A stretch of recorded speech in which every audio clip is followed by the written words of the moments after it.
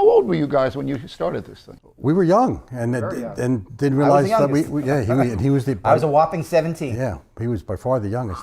We all worked together in a nature preserve called Hoyt Farm in Comac.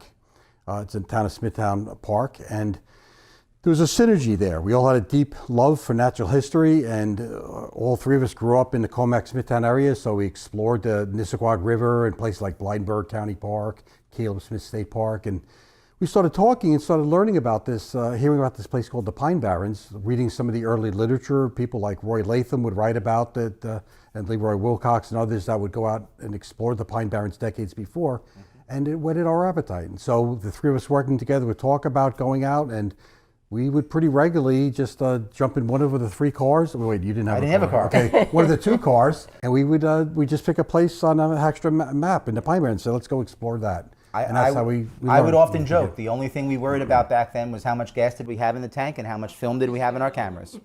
That's what we worried about. And we realized it was really like an exotic place. Again, growing up in Smithtown, you're familiar with the parks around that, but driving out at a place, like Punk's Hole in Manorville, and going out to the dwarf pine plains and seeing some of these really exotic species. These aren't little wooded properties. This was a forest. Picture driving down to exit 70 on the expressway, pulling up to County Road 111, turning right, and there was not a single building on that road. I think you could all walk the way for to the hours sunrise. through the forest. Not just a couple of minutes through the forest, but walk for hours to get lost in the woods, and we could do that, and we did do that.